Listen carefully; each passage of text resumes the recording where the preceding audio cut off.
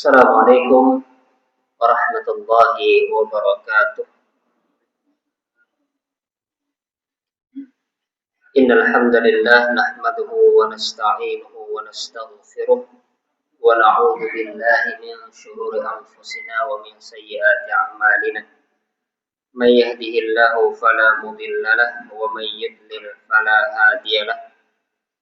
Asyhadu an la ilaha illallah wahdahu la syarika lahu wa asyhadu anna Muhammadan 'abduhu wa rasuluhu la nabiyya wa la rasula ba'dah.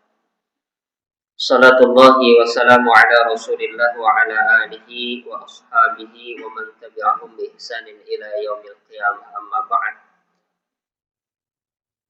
Bapak-bapak, ibu-ibu, saudara-saudari jamaah Masjid Al-Furqan yang dimuliakan Allah, mari kita sama-sama bersyukur kepada Allah atas segala nikmat dan karunia yang Allah berikan kepada kita. Dan tentu saja di antara nikmat terbesar, nikmat yang Allah berikan kepada kita itu yakni nikmat keimanan. Karena sesungguhnya kalau kita menyadari ketika musibah itu datang, orang yang beriman itu mampu untuk menyikapi setiap musibah yang datang itu dengan keadaan yang senantiasa baik. Ketika sesuatu yang datang kepadanya, musibah yang menimpanya adalah sesuatu yang buruk, maka sesungguhnya orang mukmin itu, orang yang beriman itu, ia mampu untuk bersabar, dan sesungguhnya kesabaran itu akan mendatangkan kebaikan. Karena sesungguhnya kita menyadari mungkin di antara kita ada yang kondisinya tidak sedang baik-baik saja, mungkin rumahnya terendam karena banyu lumayan banyak atau sebab-sebab yang lain. Akan tetapi di satu sisi senantiasa marilah kita bersyukur kepada Allah dengan syukur yang sebenar-benarnya. Karena sesungguhnya setiap musibah yang Allah berikan, setiap cobaan yang Allah berikan, takdir yang Allah tetapkan, sesungguhnya itu sudah sesuai dengan kadar atau ukurannya. Kalaupun nanti ia menyebabkan sesuatu yang kada nyaman, maka sesungguhnya ketidaknyamanan itu menjadi ujian bagi kita untuk meningkatkan derajat orang yang beriman dengan kesabarannya tadi.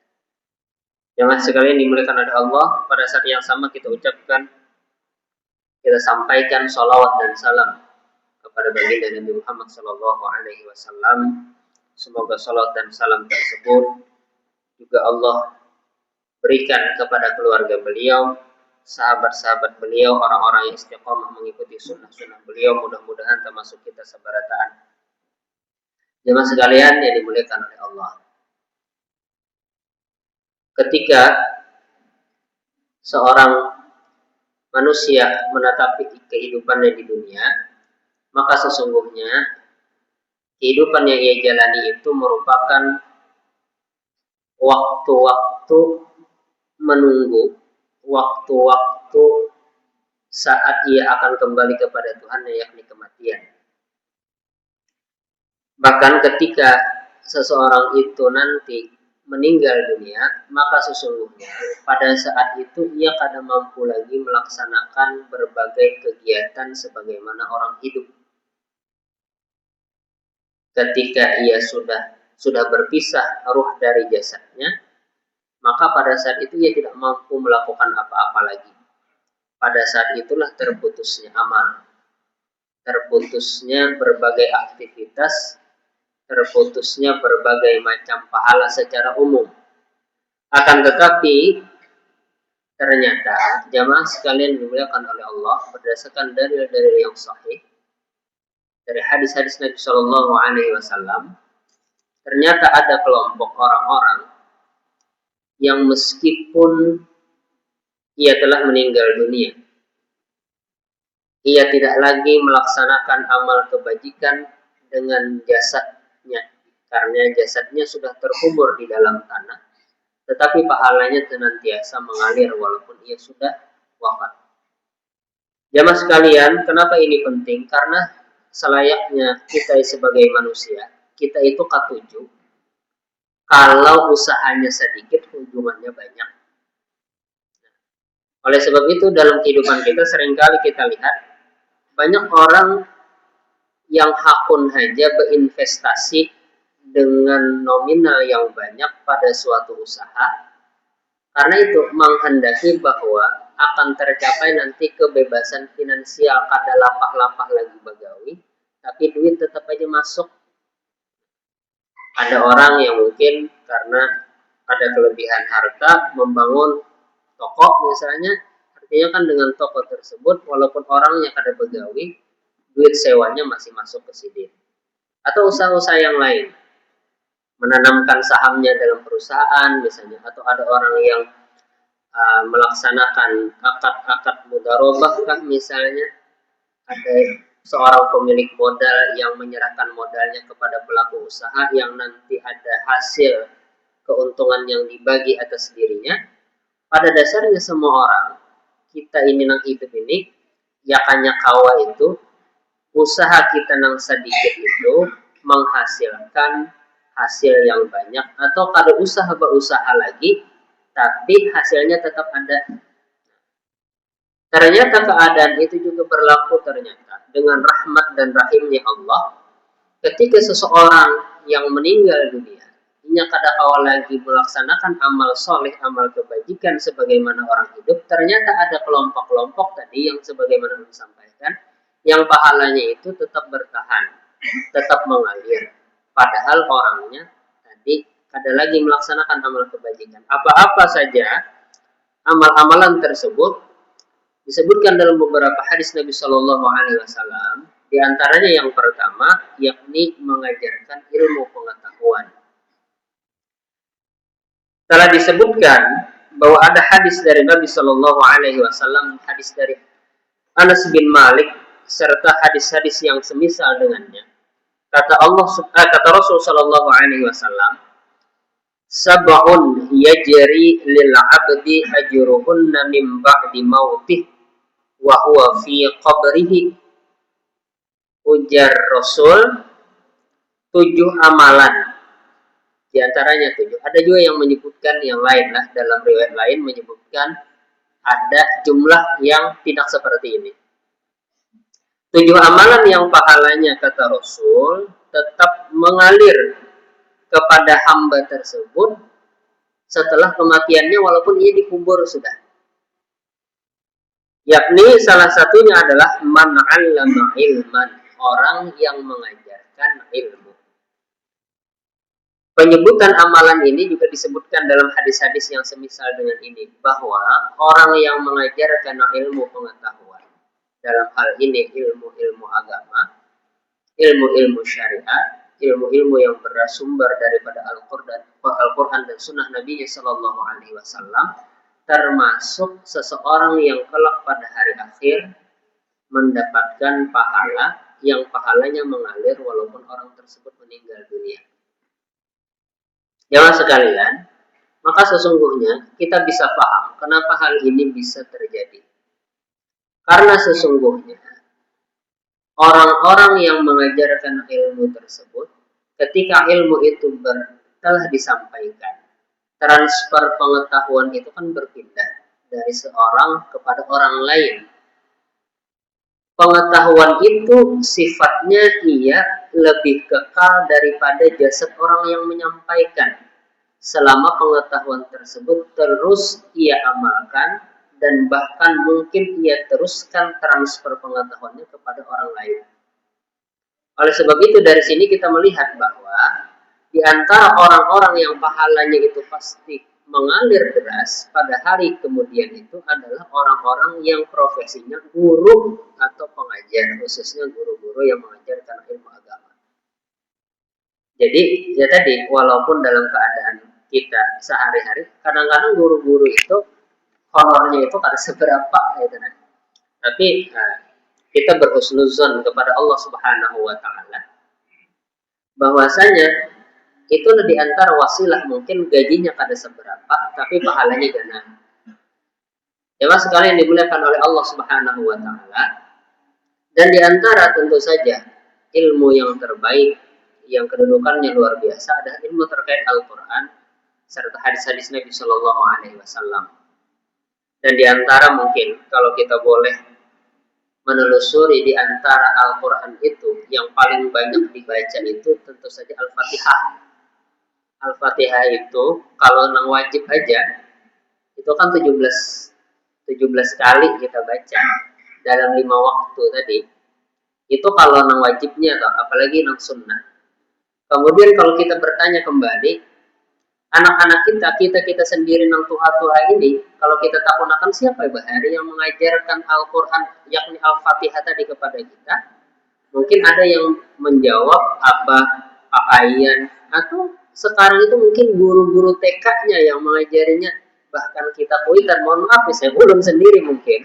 Kadang-kadang ya belajar Al-Fatihahnya anak itu tak ada guru-gurunya di TK daripada seorang baik. Jadi bahasanya itu pahala, bahasanya itu kesempatan pahala yang luar biasa itu kadang-kadang kita lewatkan dan diambil dahulu oleh guru-gurunya. Kenapa Al-Fatihah tadi sekali lagi, Al-Fatihah itu dibaca saban hari seumur hidupnya. Tapi kita kadang-kadang ya tadi mohon maaf ya, termasuk ulun mungkin lah, kadang-kadang kada sempat mengambil momen tersebut, bahkan tak ada gurunya melajarinya Al-Fatihah, guru-guru TK-nya. Jadi jangan takjub karena lah kalau sekiranya ya tadi ternyata guru TK itu pahalanya yang mengajarkan Al-Fatihah anak surah-surah pendek yang itu nanti mungkin dibacanya dalam kehidupannya, dalam masa halus sampai nyakat Tuhan, itulah nanti pahala yang termasuk mengalir deras biasanya guru-guru yang mengajarkan. Jemaah sekalian dimuliakan oleh Allah Subhanahu wa taala. Selanjutnya apa? Sesungguhnya mengajarkan ilmu itu merupakan aktivitas atau rutinitasnya para nabi dan rasul. Oleh sebab itu orang yang mengajarkan ilmu-ilmu agama sesungguhnya ia sedang mewarisi tugas-tugas kenabian, tugas-tugas para rasul. Sesungguhnya itu adalah tugas yang begitu mulia. Dan di antara apa yang banyak dilakukan oleh ulama-ulama terdahulu dengan upaya menyebarluaskan ilmu pengetahuan tersebut, apa yang mereka tulis dalam kitab-kitab atau buku-buku yang mereka tulis, yang mereka catat, bahkan sampai sekarang mungkin kita akan temukan kitab-kitab yang bertahan lama, bahkan orangnya sudah meninggal berabad-abad yang lalu, tapi tulisannya masih bertahan. Padahal jasadnya mungkin sudah menjadi tanah, menjadi tulang belulang. Itulah diantara kebaikan-kebaikan orang yang menyampaikan ilmu pengetahuan. Dan kemudian ia tetap menjaga bagaimana ilmu pengetahuan tersebut tetap bisa tersampaikan meskipun jasadnya telah tiada. Jemaah sekalian dimuliakan oleh Allah. Kalau seseorang misalnya menyampaikan ilmu pengetahuan dengan misalnya dengan kajian-kajian atau melalui pendidikan di sekolah, memang ya tadi akhirnya terbatas kepada orang-orang yang bisa menjadi muridnya saja. Ataupun misalnya dengan kemajuan teknologi sekarang kita bisa mendengarkan kajian-kajian dari beberapa guru melalui saluran-saluran YouTube atau streaming dengan berbagai media online misalnya. Kemudian tentu saja untuk lebih jauhnya tentu saja hendaknya seringkali kita itu tradisi keilmuan kita itu kan khususnya orang-orang yang hidup saat ini kadang-kadang pencatatan atau pembukuan materi-materi keilmuan itu kadang kayak orang-orang bahari.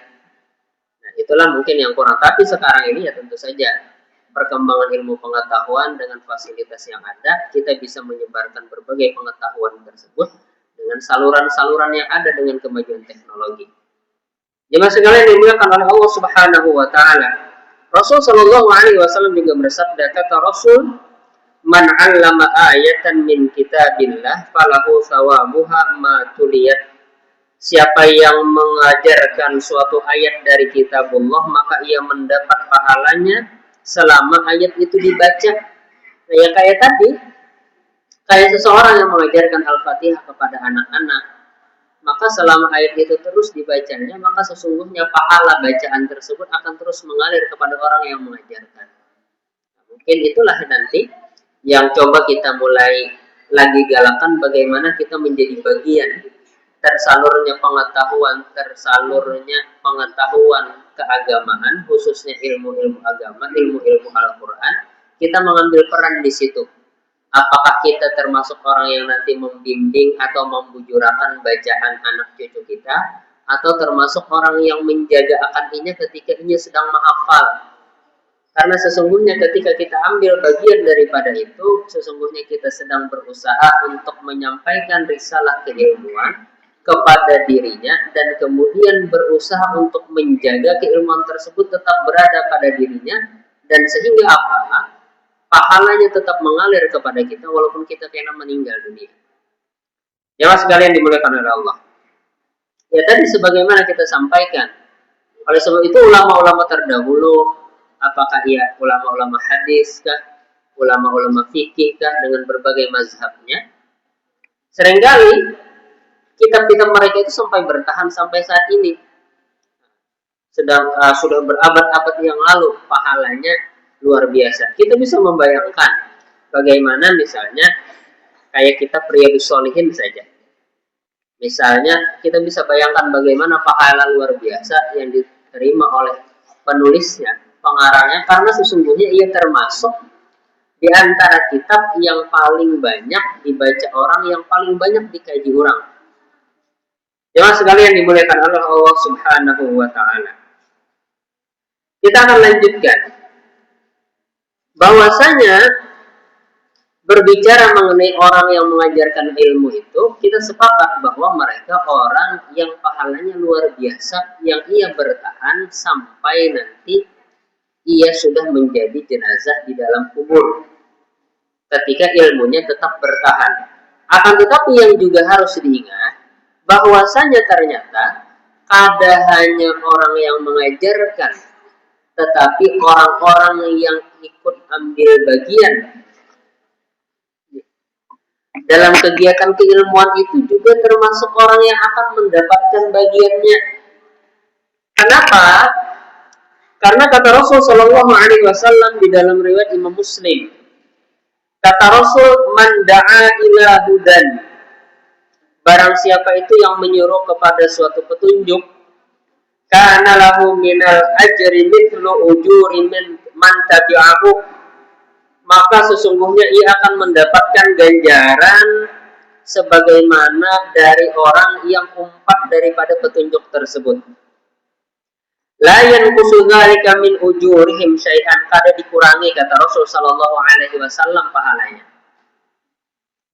Jadi ketika ada orang yang menjadi wasilah tersampaikannya petunjuk, tersampaikannya keilmuan itu, maka sesungguhnya ia juga dapat bagian daripada pahala ilmu yang disampaikan oleh para guru. Oleh sebab itu, apabila ada bagian daripada tubuhan pian yang ternyata orang yang aktif menyampaikan infak sedekahnya melalui lembaga amil zakat misalnya, kalau wadah kita itu mungkin lajis misalnya, atau yang semisal dengan itu, kemudian oleh lajis itu ternyata duitnya itu disampaikan kepada penerima beasiswa pendidikan yang ia mengenyam pendidikan di sekolah-sekolah, maka sesungguhnya pian yang umpat berinfak sedekah melalui itu dapat juga pakai. Nah, oleh sebab itu termasuk ya tadi, kalau kita bayangkan misalnya, mungkin dia tidak seberapa infak sedekah yang rutin kita sampaikan, tapi karena orang banyak yang berinfak 1.000 rupiah aja misalnya dalam sepekan, kemudian seminggu itu 4 pekan, sebulan itu 4 pekan, berarti 4.000 baik. Orangnya 100, maka sebulan dapat 400.000. Itu sudah cukup Pak mau mengurangi beban daripada keluarga orang yang kada mampu tapi semangat untuk sekolah. Maka sesungguhnya kegiatan beasiswa pendidikan, khususnya yang menunjang ilmu pengetahuan keagamaan itu, kada kau disepelekan. Oleh sebab itu kita senantiasa berdoa semoga kita itu menjadi bagian-bagian dari orang-orang itu yang kada bahasanya baastilah memberi infak sedekah secukupnya, tapi secara kada sadar pahalanya luar biasa karena membantu orang yang berada dalam lingkungan pendidikan dalam beasiswa tadi misalnya. Jangan sekalian dimuliakan oleh Allah. Bahkan pahalanya kata Rasul Shallallahu Alaihi Wasallam kada berkurang. Nah, pahalanya ganal sebagaimana pahala orang yang mengajar juga. Oleh sebab itu wasilah-wasilah untuk terwujudnya kegiatan pendidikan keagamaan itu termasuk hendaknya senantiasa kita pupuk dan kita lestarikan. Jelas sekali dimuliakan oleh Allah Subhanahu wa taala.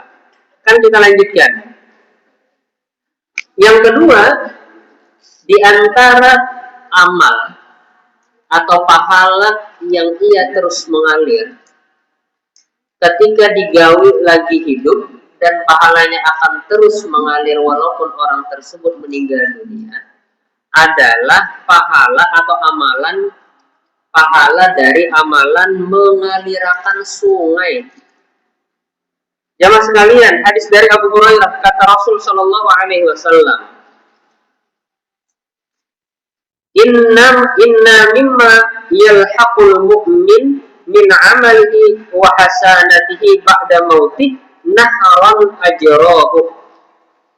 Sungguh di antara amalan dan kebaikan mukmin yang akan menyertainya setelah kematiannya, kata Rasul Shallallahu Alaihi Wasallam, adalah sungai yang ia alirkan.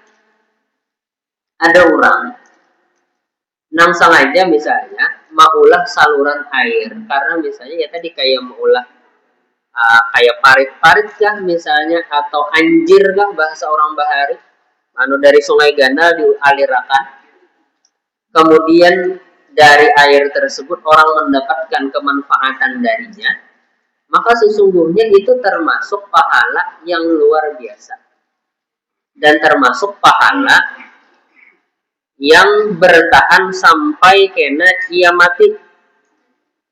Bahkan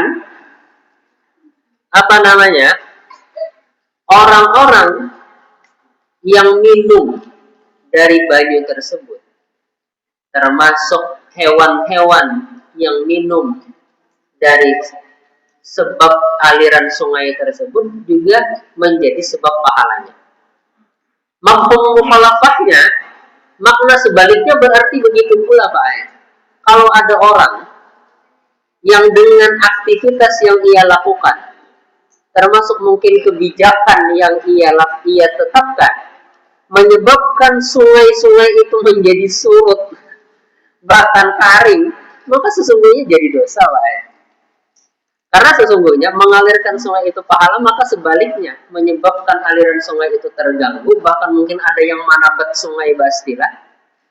Mungkin apakah ini termasuk orang yang memagar laut? Ulun kadang berani berkomentar. Ada orang yang memagar laut kan beberapa tahun yang lalu tadi, aktivitas orang kan terganggu. Termasuk mungkin ada orang yang mengapling misalnya sungai ini ampun pakaianku misalnya, padahal kada misalnya, maka itu termasuk. Terus orang-orang yang karena kebijakannya mungkin, karena bahasa wah ini kan bahasa deforestasi dan lain sebagainya, pembalakan hutan, membuka hutan kemudian ditanami untuk hal-hal yang lain, atau sekedar misalnya area pertambangan, kemudian menyebabkan sumber-sumber mata air itu menjadi karing. Nah itu termasuk situasinya menjadi dosa Pak. Karena sebagai makna kebalikan dari tadi, orang yang menyediakan air, mengalirkan banyu itu jadi pahala, yang menyebabkan gundulnya hutan dan menyebabkan aliran sungai itu terbatas, bahkan karing, tentu saja menjadi dosa. Dan dosanya pun ganal juga. Ya, walaupun keuntungan duniawinya mungkin ketika membabat hutan, mengambil hasil tambangnya, nyaman di duitnya, tapi sesungguhnya beresiko terlalu besar dalam kehidupan akhirat kita. Jamaah sekalian yang dimuliakan oleh Allah Subhanahu wa taala. Bahkan disampaikan oleh Rasul sallallahu alaihi wasallam, di antara sedekah yang paling baik itu salah satunya sedekah banyu. Makanya ulun enggak tahu mungkin salah satunya ini Pak. Makanya kadang di antara kita itu berabut kadang-kadang orang bersedekah banyu, Pak. Acara-acara apa kan biasanya? Terlepas daripada berbagai kegiatan orang, biasanya orang ketika ada acara tertentu, kegiatan keagamaan, misalnya banyak orang berabut memberi banyu, ada yang sedus, 2 dus dan lain sebagainya. Karena sesungguhnya secara umum memang bahwa sedekah banyu itu termasuk sedekah yang utama. Karena sesungguhnya ada di bagian dari kehidupan manusia itu pada lepas daripada banyu. Maka sesungguhnya ketika orang mungkin kadang makan sehari itu masih kau menahan, tapi kalau kadang minum, nah itu terlalu berat. bahkan bisa menyebabkan dehidrasi, bisa menyebabkan kepadanya kematian. Ada yang semisal daripada mengalirkan sungai ini dan pahalanya juga sama. Disampaikan oleh Rasul Shallallahu Alaihi Wasallam, au hafaru bi'ron, atau menggali sumur, manabuk sumur, yang sumurnya itu digunakan untuk kemaslahatan umat. Itu sama Pak. Orang yang mengalirkan sungai, memberi banyu, termasuk orang yang menumbuhkan sumur. Maka kita bisa bayangkan ketika masa paceklik atau kayak kejadian saudara-saudara kita di Aceh, Sumatera misalnya, Sumatera Utara, Sumatera Barat, yang kesulitan air, ada orang yang berbondong-bondong menabuk sungai, menabukakan sumur. Sesungguhnya itu luar biasa pahalanya. Karena disampaikan oleh Rasul Shallallahu Alaihi Wasallam tadi, pahalanya tersebut akan terus bertahan sampai ia mati selama sumur tersebut dimanfaatkan orang dan diminum banyunya. Karena sesungguhnya ya tadi, sumber kehidupan manusia itu tidak lepas daripada air. Maka seseorang yang mampu untuk menjaga kelangsungan hidup orang lain, tentu saja mendapatkan pahala yang besar di sisi Allah Subhanahu wa Ta'ala. Oleh sebab itu, sekali lagi, orang yang beramal soleh, dengan salah satunya adalah dengan menabukakan sumur, mengalirkan sungai, termasuk mendapatkan pahala yang ganal di sisi Allah bahkan sampai dia mati. Disebutkan dalam sebuah hadis Nabi Shallallahu Alaihi Wasallam dalam riwayat Imam Al Bukhari yang hadisnya cukup panjang Pak. Mungkin kita sering dengar hadis ini, tapi ada juga redaksi yang lain yang semisal dengan ini, tapi wallahu a'lam. Tapi ulun sampaikan hadis yang dari hadis Imam Al Bukhari dulu terkait memberi minum orang atau memberi minum hewan. Kata Rasul Shallallahu Alaihi Wasallam, ketika ada seorang laki-laki berada di suatu jalan, ia itu sangat kehausan sekali. Lalu ia menemukan sumur, tapi sumurnya ada kayak sumur kita, wah ini mungkin sumur kita ada timbanya, mungkin sebagian kita pakai mesin pompa air, pakai Hitachi dan merek-merek yang lain misalnya, itu mudah. Tapi sumur yang ia temukan itu adalah sumur yang harus masuk dulu ke dalam, hanya kau ambil bajunya. Lalu ia turun, kemudian minum di situ. Ketika naik ke atas, ia menemukan seekor anjing yang menjulurkan ilatnya, menjulurkan lidahnya, dan dari tampang dari raut muka anjing tadi itu menunjukkan kehausan. Maka ia mengatakan dalam hati ini, karena ia sesungguhnya pada saat ini ia pernah merasakan kayak apa rasanya haus, maka ia tahu betul betapa tersiksanya orang yang kehausan. Oleh sebab itu melihat anjing tadi, maka ia ambil kembali banyu, kemudian pakai sepatu botnya, kemudian dengan itu ia naik kembali ke atas dan ia memberikan minum kepada anjing tersebut. Maka kata Rasul Shallallahu Alaihi Wasallam, Allah Azza wa Jalla berterima kasih kepadanya lalu mengampuni dosanya. Para sahabat bertakun, wahai Rasulullah, karena merasa heran, memberi minum anjing bisa mendapatkan pahala, bahasanya itu. Maka kata para sahabat, wahai Rasulullah Shallallahu Alaihi Wasallam, apakah kami akan mendapatkan ganjaran apabila berbuat baik pula kepada hewan-hewan ternak kami? Bahasanya kan gaduhan-gaduhan kita, pian bisi kambing, pian bisi sapi mungkin, atau bisi ayam yang pian gaduh, kemudian pian beri minum ternak pian tersebut. Maka hal tersebut pernah ditanyakan oleh para sahabat, apakah kami juga akan mendapatkan ganjaran pahala dari sebab itu?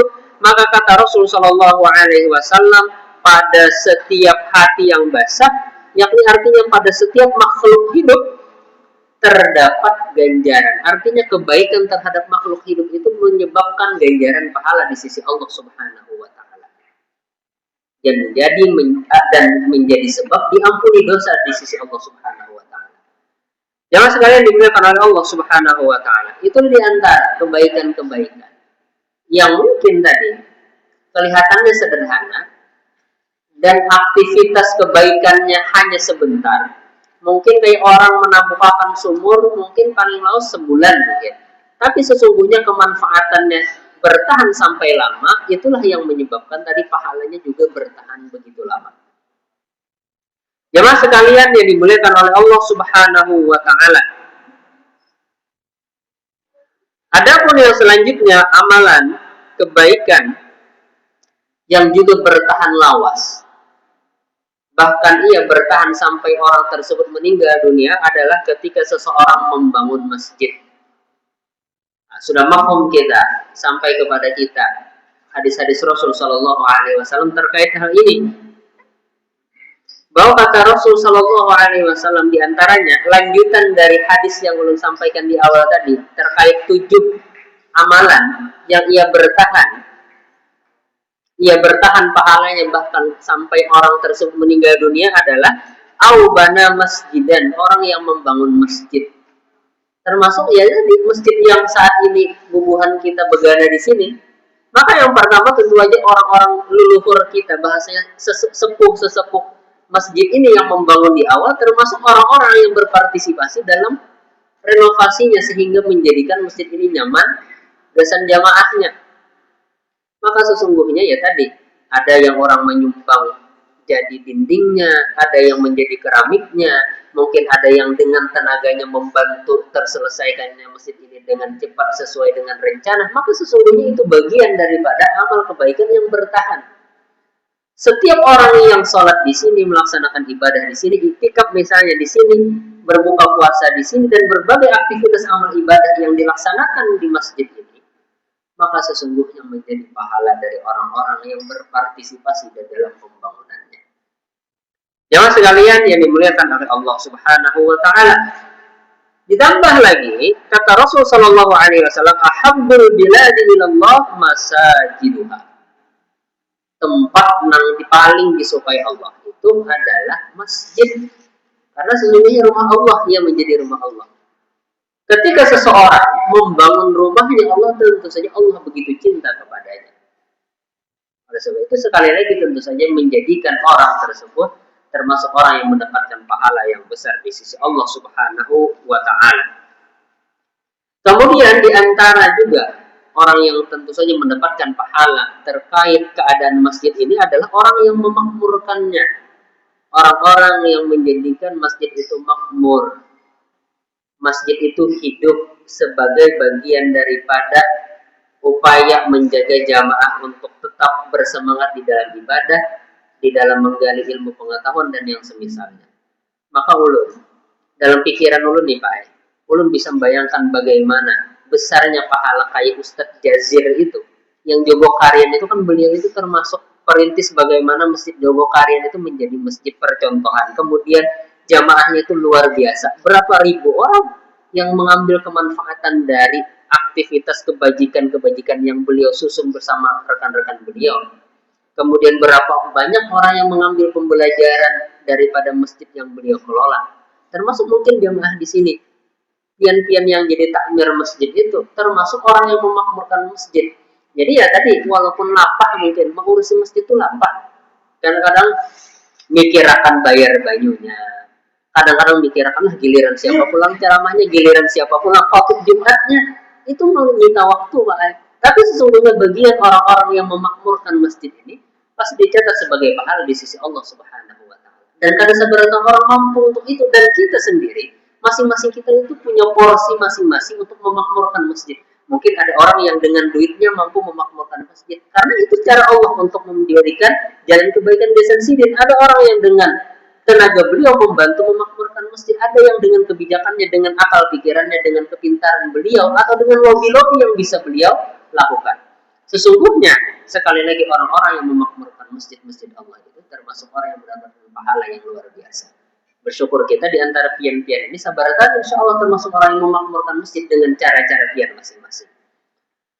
Quran surah At-Taubah ayat 18 kata Allah, "Innama ya'muru masajidallah man amana billahi wal yaumil akhir." Sesungguhnya yang memakmurkan masjid Allah itu hanyalah orang-orang yang beriman kepada Allah dan hari akhir. Tentu saja kita yang memakmurkan masjid itu adalah orang-orang yang benar-benar beriman, kemudian yakin pula kepada hari akhir, yakin dengan ganjaran pahala di sisi Allah. Karena kalau orang kada percaya dengan ganjaran di sisi Allah, maka maka orang tersebut tidak akan mampu untuk benar-benar memakmurkan masjid. Lapahnya kada dapat apa-apa, begaji kada misalnya. Maka sesungguhnya orang-orang yang memakmurkan masjid Allah itu benar-benar orang-orang yang diuji oleh Allah dengan keimanan mereka. Jemaah sekalian yang dimuliakan oleh Allah Subhanahu wa taala. Apa itu memakmurkan masjid sebagaimana disampaikan tadi? Yang pertama, pembangunan fisiknya. Membangun masjidnya secara fisik. Ya kayak tadi masjid yang ada ini, yang sebelumnya mungkin perlu diperluas karena jamaahnya ketika jamaah sedang banyak-banyaknya cukup sulit. Atau mungkin ya tadi fisiknya itu termasuk penyediaan sarana pendingin udara misalnya yang apabila kadar pendingin itu kipasan kasihan jamaah misalnya. Maka pembangunan fisik itu termasuk salah satu di antara upaya memakmurkan masjid. Yang selain itu apalagi tentu aja pembangunan secara maknawi. Pembangunan maknawi itu bagaimana masjid itu hidup dengan ibadah yang ada dilaksanakan di dalamnya, aktivitas ketaatan di dalamnya, serta kegiatan kajian-kajian keagamaan menjadi wasilah keilmuan. Jemaah sekalian dimuliakan oleh Allah.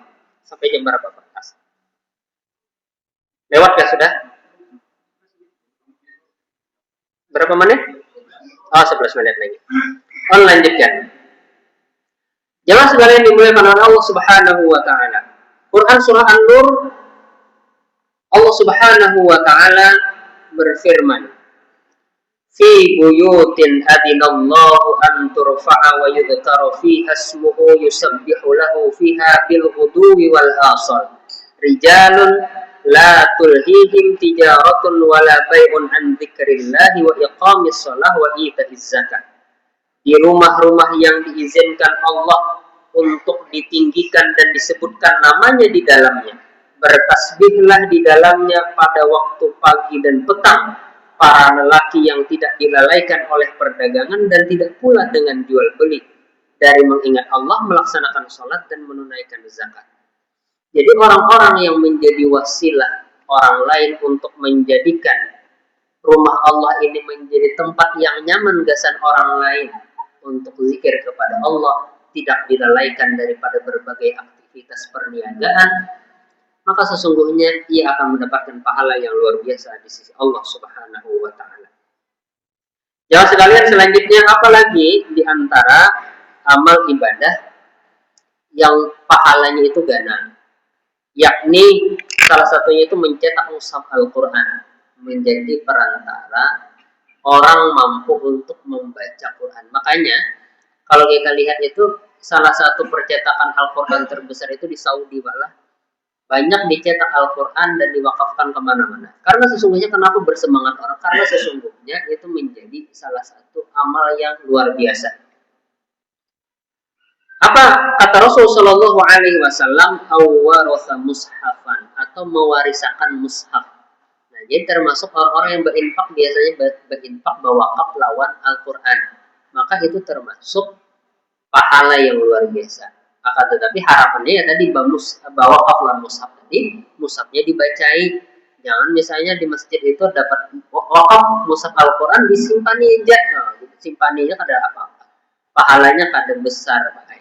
Karena sesungguhnya besarnya pahala mushaf itu ketika dibaca. Maka disusun aja di anak di situ. Jadi jamaah bila datang menunggu waktu sholat kan, misalnya atau sedang beristirahat di masjid, bisa mengambil mushaf itu.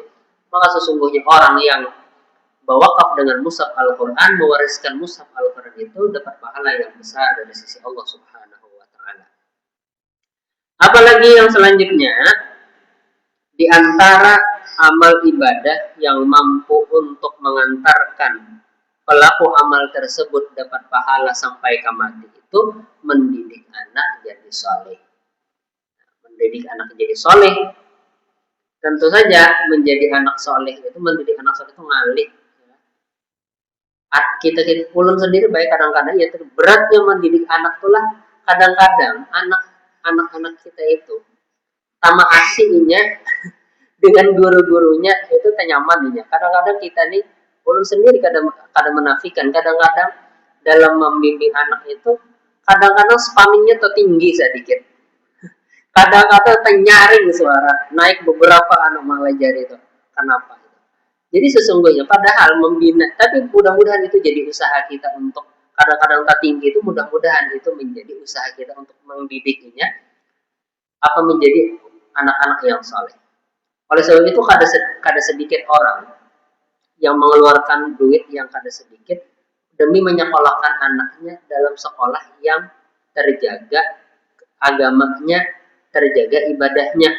Kada sedikit Pak orang yang sengaja itu. Kalau dipikir-pikir, seandainya duit itu ditukarkan ke makanan tentu aja lebih baik. Tapi sesungguhnya nutrisi keimanan bagi anak untuk jadi soleh itu jauh lebih penting juga daripada sekedar nutrisi makanan bergizi sebagaimana MBG itu.